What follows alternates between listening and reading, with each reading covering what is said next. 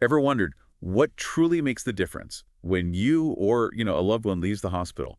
So often, it really comes down to successful discharge planning. Absolutely. That whole transition to self-care at home, it's critical. And nurses are obviously vital in this, but you hear that nursing students often don't get enough practical, hands-on experience in the specific area. It seems like a gap. It really is a significant gap. They get the theory, of course, but applying it, especially with, say, complex patient needs, that's a whole different challenge that, reading a textbook just can't fully prepare you for. Okay, so if that's the gap, how are we trying to bridge it for the next generation of nurses? Today, we're doing a deep dive into a pretty fascinating study. It looked at an innovative training method, something using the IDEAL framework to help students really master discharge education. Right, the ideal framework. It's a structured approach, very patient-centered. It comes from the Agency for Healthcare Research and Quality and the AHRQ. Okay, IDEAL. What does that stand for? Each letter is a step. So I is include the patient and family, like real partners. D is discuss key areas to, prevent problems later. E is educate, clearly and simply. A is assess their understanding, make sure it sticks. And L is really listen to their goals and concerns. Include, discuss, educate, assess, listen. Got it. Okay, so let's get into the study. How did they actually test this? Well, the researchers observed 19 second-year nursing students. They went through 5 simulation sessions, each about an hour long. And each one focused on something different about discharge planning. Exactly, different facets. And they used a mixed method approach. Sure. So they gathered quantitative data like numbers on skill improvement, but also qualitative insights, what the students themselves experienced. Okay, so what did the numbers show? Any big wins? Definitely. Quantitatively, the simulations gave a significant boost to the students' overall self-confidence in their discharge skills. That's a big one. Confidence, yeah, that makes sense. But what's really interesting, I think, is where the confidence grew most. There was a significant jump in something called the continuation effort and persistence, part of self-efficacy. Continuation effort. Yeah. So like sticking with it. Exactly, especially when they tackled the sessions on complex medication education. So it suggests it wasn't just about learning the what, but also the how to keep going, how to persist when things get tough, like explaining complicated meds. It's about building that resilience. Wow. Okay. That persistence piece, especially with meds, that feels incredibly important for patient safety after discharge. So that's the quantitative side. What about the qualitative? What were the students' experiences? Qualitatively, they reported feeling more confident as they went through the sessions, definitely. And their communication skills improved. They felt they were getting better at connecting. But were there still challenges, things they found difficult? Oh, yes. Some persistent hurdles came up.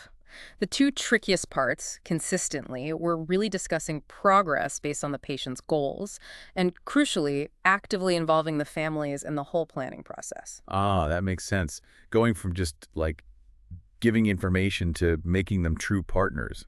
That sounds like a big leap, especially for students. It is. It's moving beyond the checklist. You mentioned the family having different ideas or anxieties. That's exactly the kind of real-world complexity they started to grapple with. How did they talk about that? Did they feel prepared?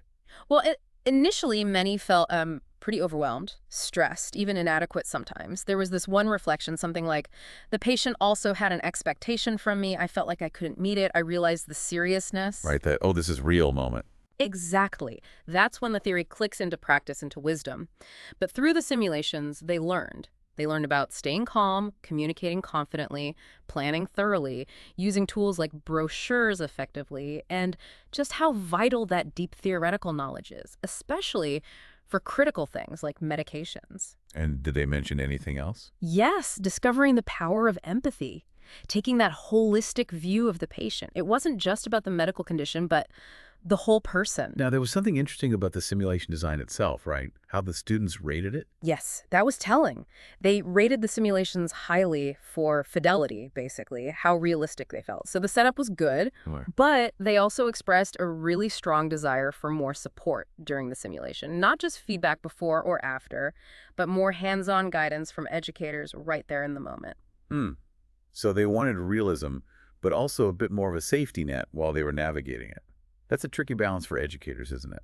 It really is. How do you balance that need for realistic practice with the support students need to, not feel completely thrown in the deep end? So summing this up then, the big takeaway seems to be that simulation. It's a really powerful tool. It builds essential skills, boosts that crucial confidence for future nurses facing discharge planning. No doubt, it's incredibly effective for that foundation, but the study also shines a light on that ongoing challenge, that human element. Right. Mastering the art of truly involving patients, involving families, making them real partners in their care, moving beyond just information dumping. Exactly. It underscores that while simulations build skills and confidence, the real mastery, perhaps, lies in cultivating that empathy, that nuanced communication needed for genuine partnership.